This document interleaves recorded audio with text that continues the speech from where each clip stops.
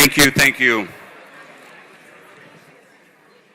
Again, I'm Dan Gibbons from City Club. Welcome back to City Club. It's a busy week here. It's been a busy year, and we're not even done with 1 month.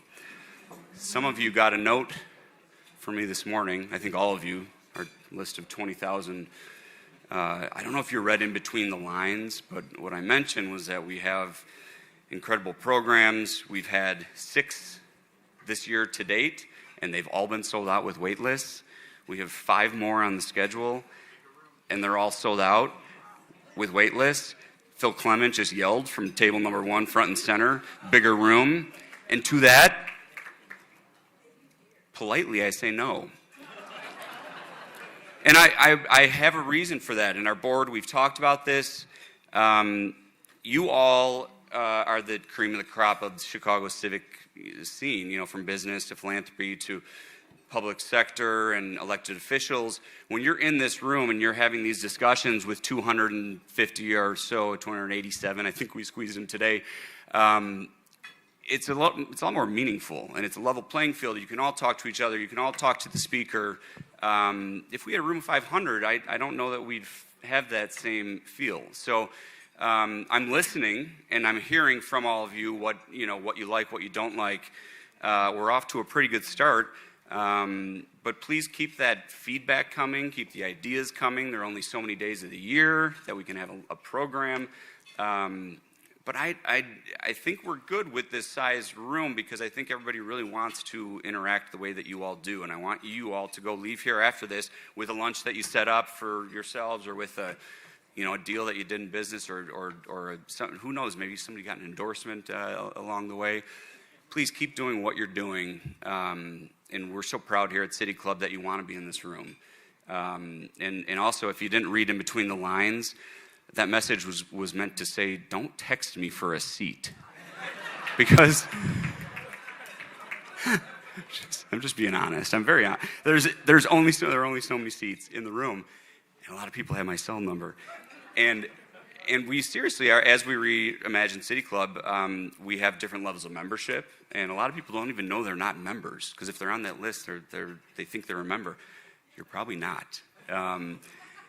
You'll start to see that we have wait lists, and we take care of the higher level members first. We need to support this club. We need to keep this going, so those memberships mean something.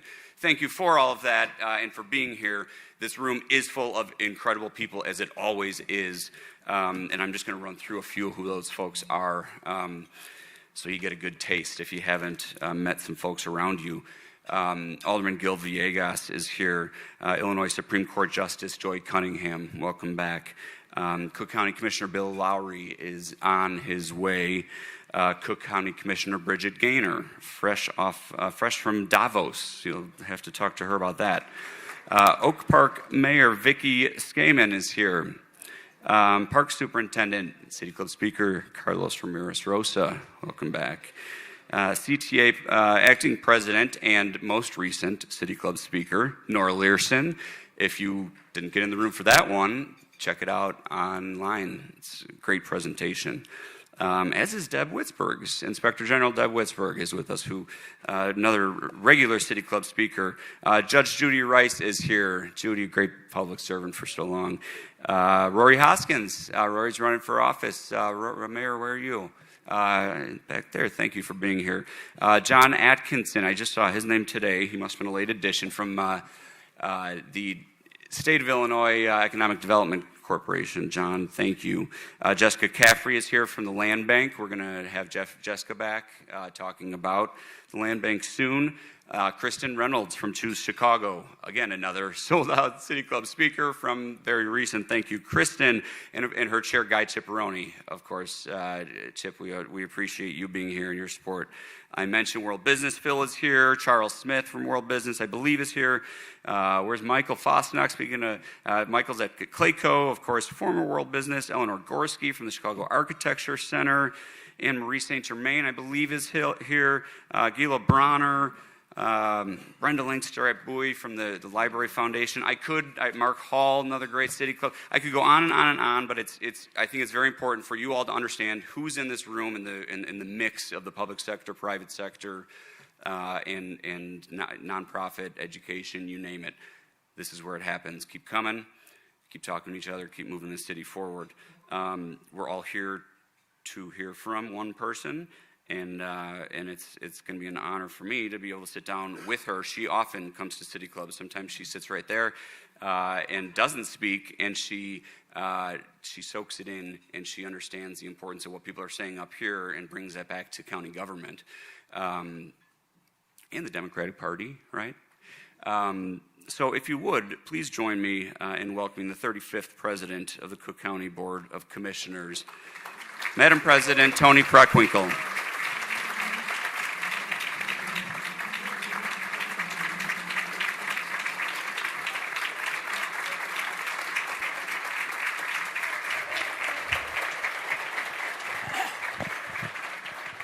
You need little introduction.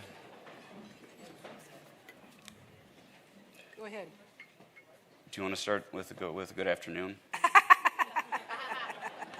I didn't do that earlier. Good afternoon. Thank you all. Before I begin speaking, I want to acknowledge. Are you going to give me? All right, go ahead. I'm kidding. I didn't get the chance to say anything. I don't know. No, please do. She, as I said, she comes so often. She's so comfortable in this room. We love having her. We love having her in the room, but it's rare to get her up here with sharing thoughts that there's a lot happening. We're going to get to a lot. Yes. Why don't you just start us off with what is top on your mind, because we could go in 100 different directions today. Okay. All right. Before I begin, could everybody who's a Cook County staff person or Cook County Health and Hospital System please stand so I can acknowledge you?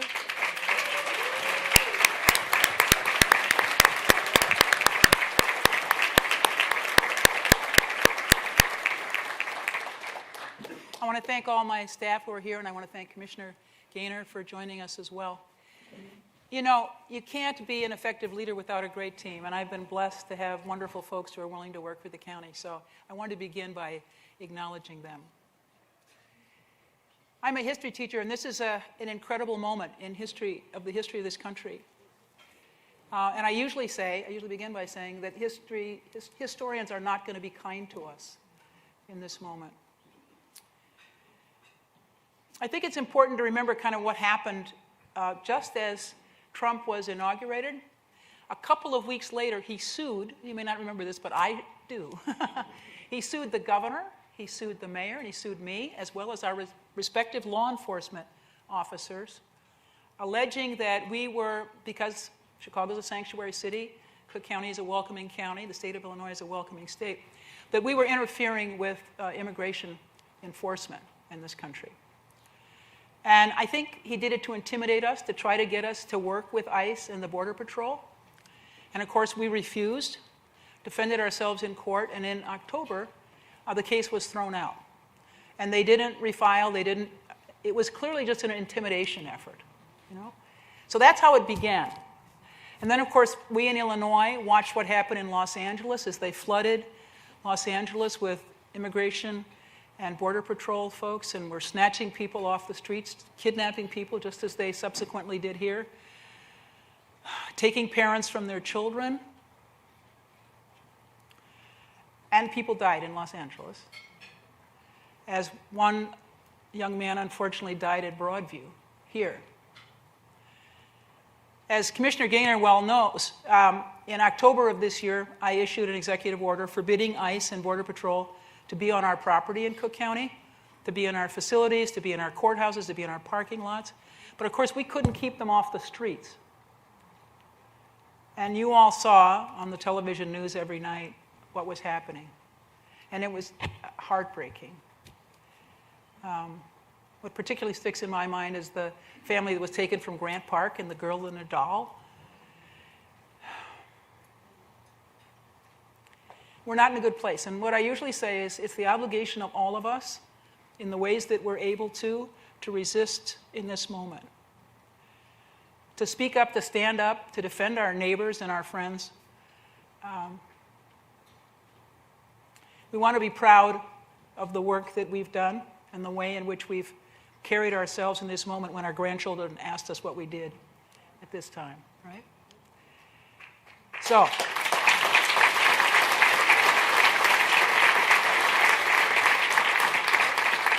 and by the way, let me just say something in defense of immigrants. I always say, this is part of my standard stump speech. America's a great nation because people came from all over the world to make it so, okay? Now, some of us came in change, some of us came in our own volition. We came from all over the world to make this a great nation, and we should be grateful to the people who have come here to help us build this nation wherever they came from. And whether they came here fleeing political persecution or famine or religious persecution, whatever the reason, or just more opportunity, whatever the reason, we should be grateful. So, thank you.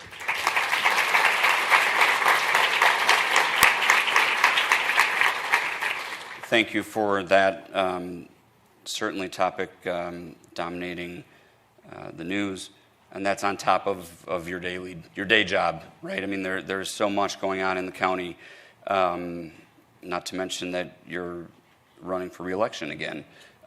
So this is going to be a busy few months. It has been. We usually talk every now and then. We'll try to get you to talk for a bit after budget season. We always talk about how a budget is really a roadmap for your priorities politically and otherwise. You passed your budget recently. Let's start with what's the bulk of the budget. And like I said, we got 6 different issues at least that we could get to. But as far as I know, the bulk of the budget is healthcare, right, and public safety. Can we start there and maybe talk about your budget and what the plan is for your administration moving forward? Sure. So the county has a $10.1 billion budget. Half of it is health care.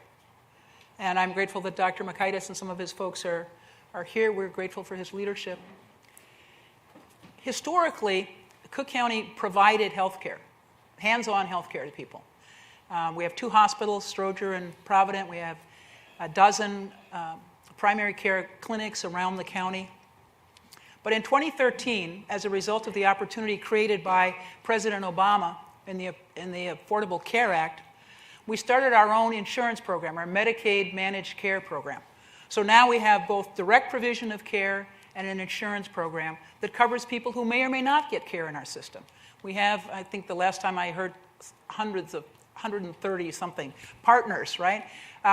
Neighborhood, not-for-profit clinics, the University of Chicago Northwestern, Sinai, I mean, the big academic hospitals, and a very large network of providers.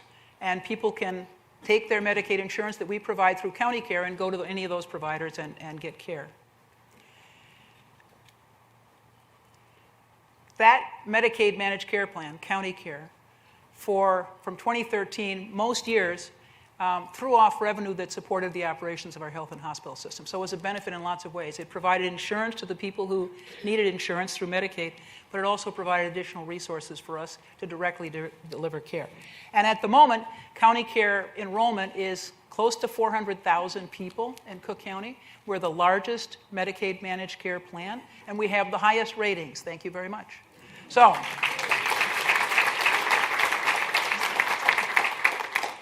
I think the assumption is that public systems somehow can't do things as well as the private sector. Well, here's an example where we run an efficient, quality program that's highest ranked in the state and is the largest one in Cook County.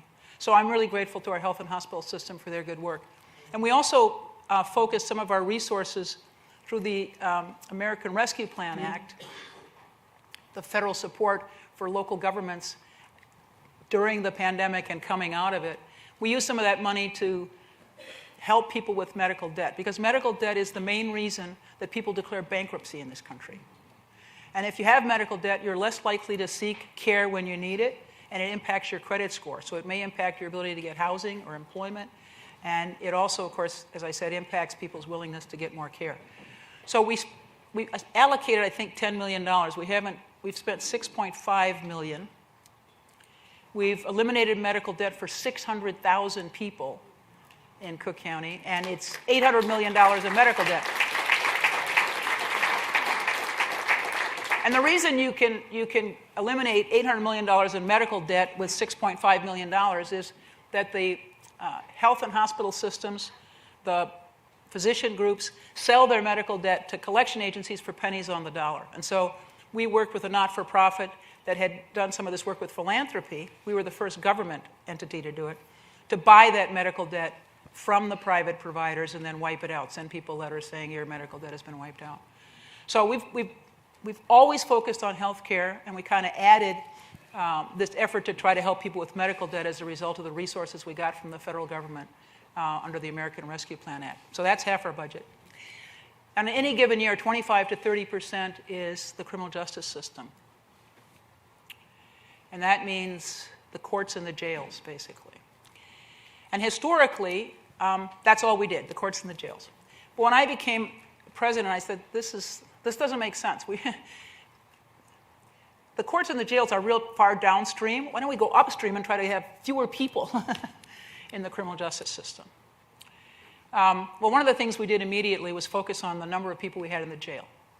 10,000 on a daily basis when I came into office. And a lot of those people were there because they couldn't afford even a nominal bail. So the rule was you had to pay 10%. So if your bail is $1,000, you pay $100. But there were people in jail who couldn't pay $100 in bail. So they spent days or weeks some waiting for the adjudication of their case because they didn't have even $100. So this is a system where if you were accused, I won't say you were accused of being a big-time drug dealer, or you were accused of a very serious crime, if you had enough money in your pocket, you could be out on the street. But poor people who didn't have resources ended up detained in our jail. And again, the county jails are for detention of people accused of crimes. Prisons are for people who are convicted of crimes. So our jail was holding people, many of them for low-level drug offenses, not paying their child support, shoplifting, and they stayed weeks in jail because they couldn't pay a nominal bond. In 2013, after spending 2, almost 3 very difficult years trying to get the finances in order, which was our first, I always say it's your primary obligation as an executive, you got to have a strong financial base.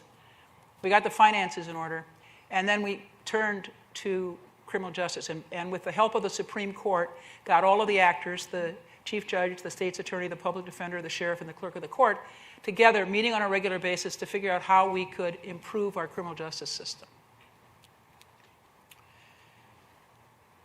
In 2017, the chief judge issued an order that basically said liberty rather than detention should be the default in the courtroom. In other words, people should be presumed innocent and therefore not detained in jail until their trial. Now, that reduced reliance considerably on cash bond, and the state, bless them, several years later passed the Pretrial Fairness Act, and it was challenged by some downstate state's attorneys, but it went into effect in September of 2023, and it eliminated cash bond in the state of Illinois. We're the first state to eliminate cash bond, and we should all be proud of that fact.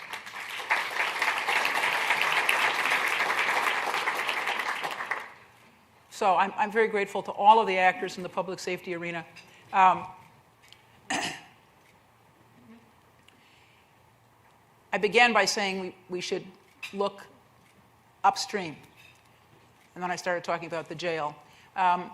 Let's talk about upstream. So under my tenure, we didn't just support the public safety actors, and in the last decade, you should know we've virtually doubled their budget so that they are well-staffed and resourced to do their jobs.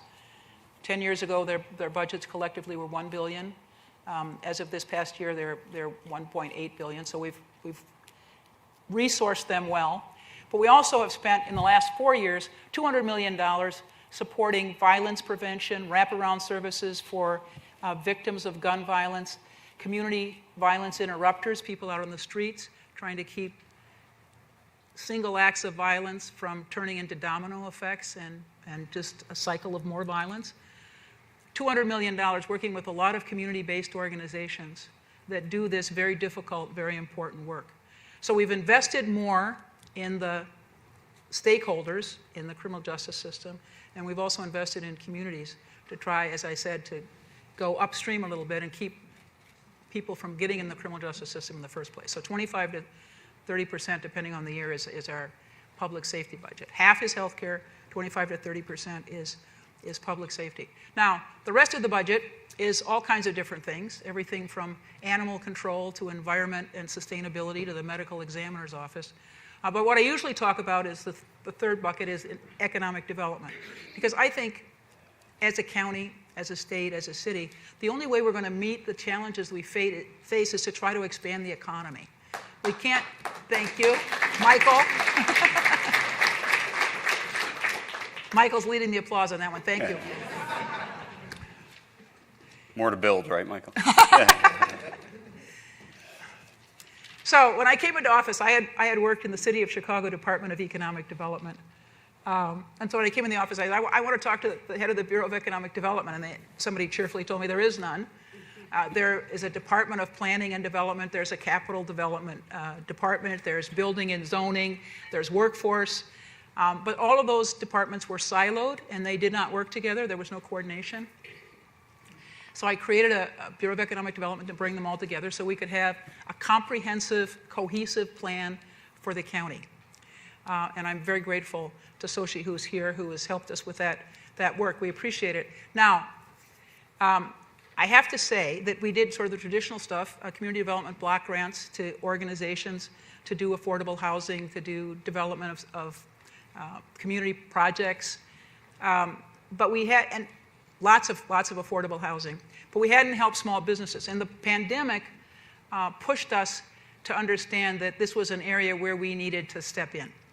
And we worked with business service organizations like the Illinois Hispanic Chamber of Commerce, the Urban League, supported them during the pandemic as they often were struggling without resources, and also to provide money to them so that they could help support the small businesses that were in their networks.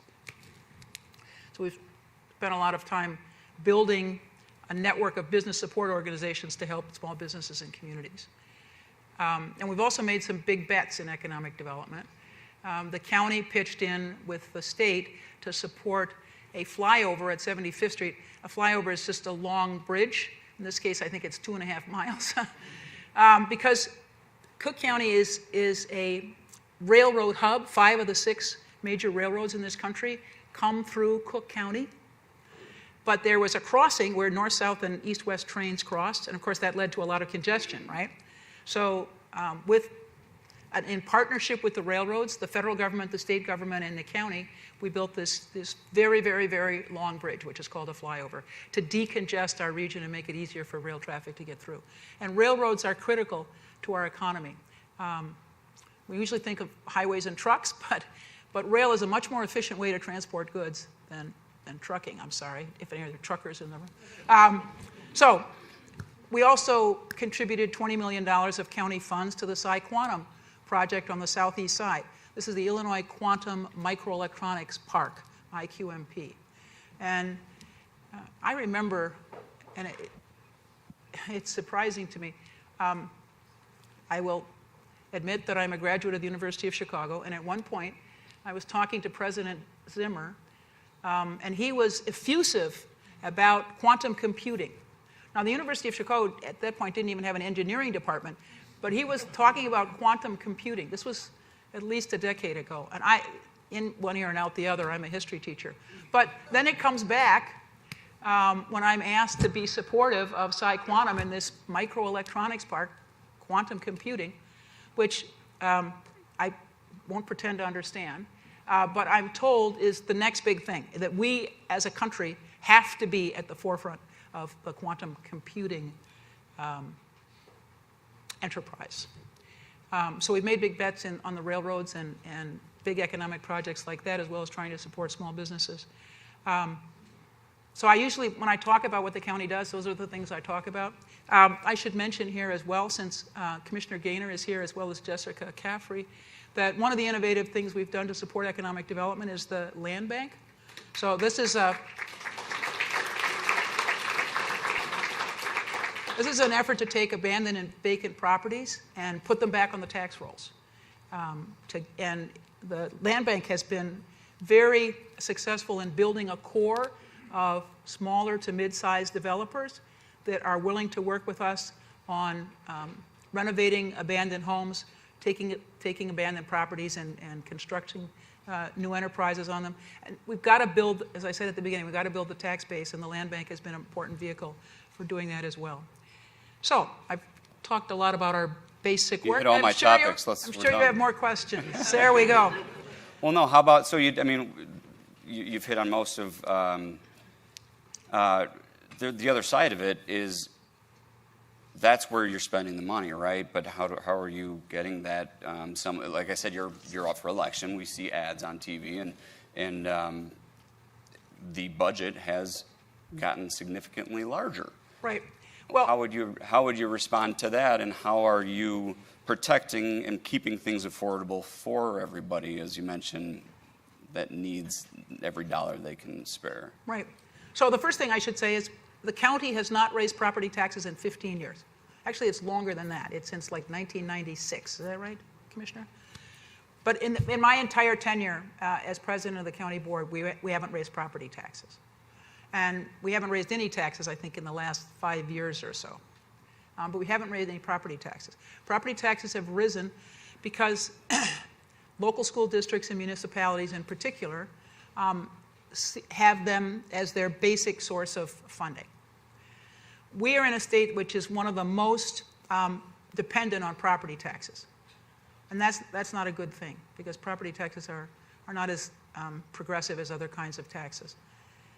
So we're overly reliant on property taxes, and we have more units of government than any state in the country except Pennsylvania, and we have twice as many as Pennsylvania. So if you have lots of small units of government, that's an expensive way to get services delivered. But that's been the choice of the people of Illinois to have, I think it's 11,000 or something, I can't remember, units of government. So we're overly reliant on property taxes. We have lots and lots of units of government. So what have I done? We went to Springfield in the veto session and got passed raising the ceiling on the senior freeze so that more seniors could stay in their homes. And we pushed back the date for the first property tax bill in 2026 to April rather than March 1st to give people a little more breathing room from the December date in which the second tax bills for 2025 were due. But again, the only way we're going to do better in terms of the reliance on property taxes is to build the economy, and I've talked about that already. So that has to be our long-term goal, supporting economic development in a variety of ways and contexts. It disturbs me when people are anti-development because it's suicidal. I don't know how to say it any other way. I think there are a lot of people in this room that would agree with you that are in that world of growing the economy, and it's often talked about up here in various ways. One other way, and another topic we haven't touched on yet that we've talked about, I mentioned CTA. We've had a number of conversations about transit. There's a major overhaul in transit, and a couple of the speakers mentioned how involved you were in making that a reality. Why is that? That historically isn't the job of the county, right, or the county president's office. Why is transit so important to you and to the county? Well, if you're concerned about economic development, you have to have good public transit. Ordinary people have to have a way to get to work, or to school, or to their doctor's appointments, or whatever. And that means you have to have a vibrant public transit system. And we were in big trouble here in Illinois. First of all, on the operational side, our transit agencies got support from the federal government to deal with the fall off in ridership during the pandemic. But that money runs out at the end of this year, end of 2026. So we kept talking about the fiscal cliff, and depending upon the moment, it varied somewhat, but the number that stuck with me was $750 million. That we needed just to support operations. And then, of course, there's what's called the state of good repair, keeping up the train cars and the buses and whatever, and turning over the rolling stock as it becomes obsolete. So it ended up being, the estimate was $1.5 billion. So for 2 years in a row, I don't know if Aaron Alleman is here from Chicago Metropolitan Agency for Planning, but the state legislature asked CMAP to do a report on transit in northeastern Illinois. They did that. I think don't hold me to this, I think it was December of 23 when they released it.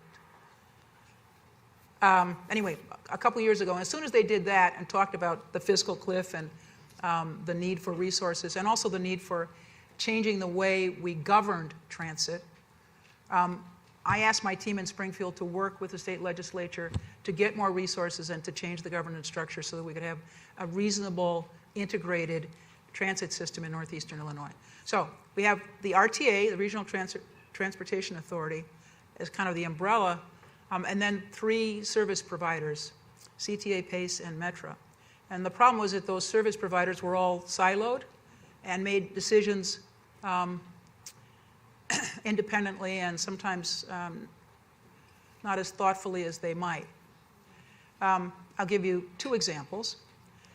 The CTA proposed extending the Red Line to 130th Street, and they crossed a Metro line, but in the plan there was no intersection there. There was no opportunity for people to get off Metro and get on the CTA or vice versa, get off the CTA and get on Metro. So you have 2 transit lines that cross and there's no way for people to get from one to the other. I had a conversation with Sandy Hart, the executive in Lake County, and she talked about PACE extending their service to Round Lake, to downtown Round Lake, and she went to the ribbon cutting and was talking to everybody. And it turns out that there's a Metro station like 5 blocks from downtown, but PACE had not planned to extend their bus service to the Metro line as well as downtown Round Lake. And again, entities were making decisions in what they believed was their own best interest and the interest of, hopefully the interest of their commuters. But there was no way to make them think about the intersection of their operations, right? So the plan that was passed both reorganized governance and provided additional resources, for which I'm very grateful. And I should acknowledge Representative Evadina Delgado, who carried the most water on this. Cam Buckner, Representative Buckner, was her partner in the House, and Senator Billy Bahlum in the Senate. I want to thank all of them for their good work. We will all appreciate it. And it was passed in the veto session. I wouldn't have bet a lot on our success, but I'm grateful. I'm grateful for the blessings that come our way. Great. And I think those are some of the folks that mentioned your name as being instrumental in that. Okay, I want to go back to a minute. All right, we've got a few minutes, and hopefully I can get to a question or two from the audience. I'd like to go back to public safety, criminal justice. There's been, it's never enough, but there's been some success lately. You mentioned community violence, CVI, community violence interrupters. You mentioned, obviously the Safety Act and the jail system.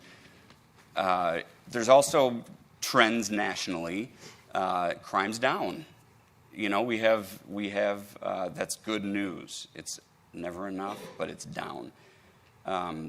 What do you see as the real cause for that? I mentioned a couple of things. Is it ICE coming in and saving, cities and counties from bad guys? How is crime going down to the levels that we haven't seen in a long time? Well, first of all, you have to acknowledge the national trends. Crime is going down. It was a spike, carjackings in particular, but violent crime went up dramatically in March of 2020 when we shut down the economy, basically, right? So there was that spike in 2020, but since the pandemic has waned, so have crime statistics across the board, but particularly violent crime. And you should all know that in the last 4 years in Cook County, violent crime is down 50%, okay? In the last 4 years in Cook County,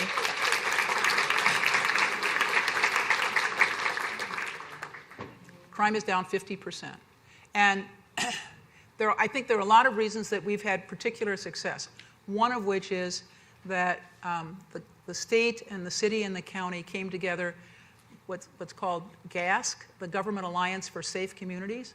So everybody had money that they were spending on violence prevention, And what GAS did was bring everybody together to look at how we were spending the money and to try to be as strategic and effective with those resources as we possibly could, to avoid duplication, to be sure that we were funding the most effective programs, to look at the data of what programs were working and which weren't. So the Government Alliance for Safe Communities brought government together.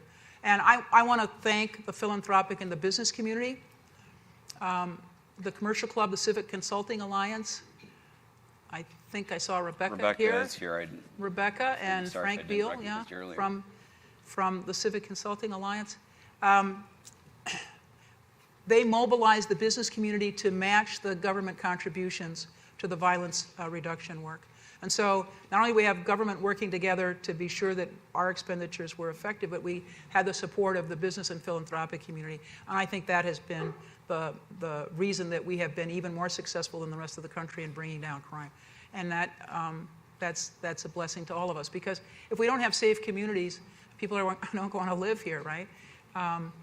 And what we focused on with the resources are those communities that are most impacted by violence, because violence is not equally distributed across the county. Of course, there's some communities where they struggle more with violence than others, and so that's where we've concentrated our efforts to try to be sure that we're meeting the needs of the community residents and supporting folks who come out of prison or jail so that they can have a better arc for their life, and so that young people who may be engaged in bad behavior are brought to some alternative programs and hopefully helped with wraparound services to get their lives turned around. So, can we switch gears to politics for a couple minutes? okay. You are, first of all, you're running for re-election. Secondly, you're the chair of the Cook County Democratic Party, Yeah. correct? So we could, again, go in 100 directions here.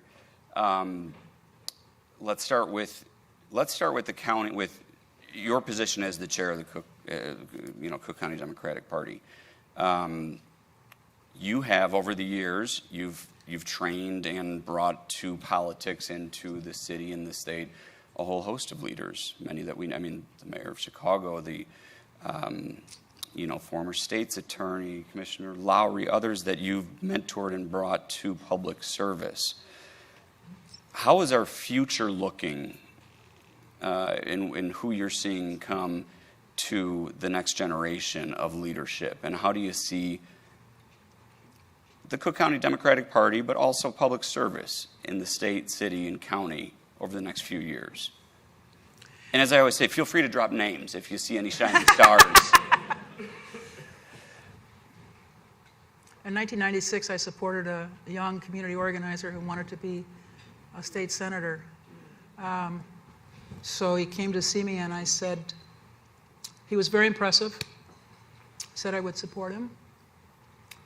He won that Senate seat and went on to be president of the United States. So I'm You picked a couple winners.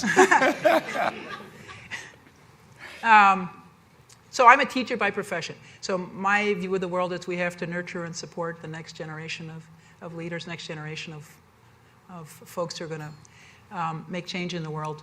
And I'm proud of the fact that I've spent a lot of time trying to help younger folks who are interested in politics be public servants. I'm not going to talk about anybody in particular. Okay. But I'll just say this. I became chair of the party following Joe Berrios. I continued on with his effort to make the people that we supported in the party as diverse as the county, because we hadn't done a very good job of that prior to Joe's tenure. Frankly, he became chair of the party in 2010. In the last cycle, 60% of the people that we had slated, that we asked the public to support, were women, and 60% were people of color. So I'm very proud of the fact that we have, as a party, have taken a very inclusive view of who would be a good leader, whatever office they're running for.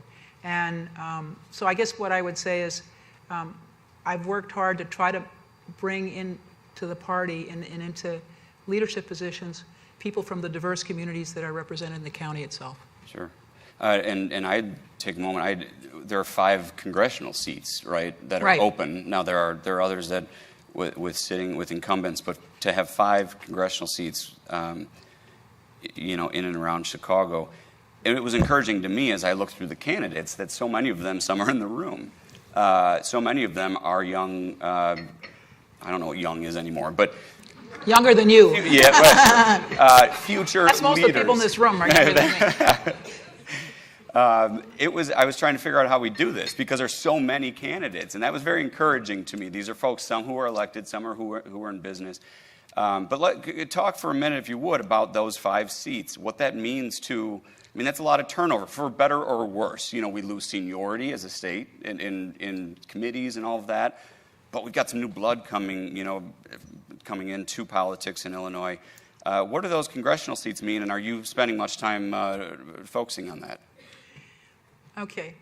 So I'm not sure it's smart for me to say this, but anyway. So as chair of the party, my goal is to try to get the people we've slated elected. Okay? That's my job. To the extent that I support people outside of our slated candidates who are running for Congress, because we don't slate for Congress, or for state senator or state representative or whatever, I alienate all the other people who I'm not supporting, right? And in many of these races, I think there were like 19 candidates for Jan Schakowsky's seat or something like that. In many of these races, there are just numerous candidates. And so I have tried very hard to stay out of all of it as chair of the party, because my principal job is to hold people together to support our slated candidates. The one exception I made in the congressional races is for my own state senator, Robert Peters, who's running in the 2nd congressional. But other than that, I haven't endorsed in the congressional races, and I've tried to pretty much stay out of everything else. As I said, just because I'm chair of the party, and I've got this primary obligation to support our slated candidates. And how about Senate? The party did not take a position in that race, and neither have I. Okay. So you're not going to make any news here today? No. On that front? No, I will not make any news today on that You're welcome front. to. Okay. That's okay. That's okay. How about your race? You're running. Yes. This will be your 4th. Oh, shoot. Get my facts straight. Will this be your 4th term? 5th, actually. It is your 4th. Okay, will be your 5th term if you win this election. How is it looking? I think I'm going to win the election.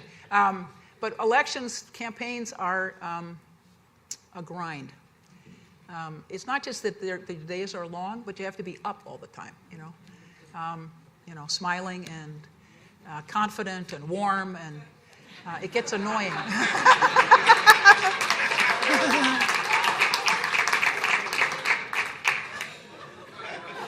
I think last time you were here, I asked you very specifically about your own mental health. We talk a lot about mental health.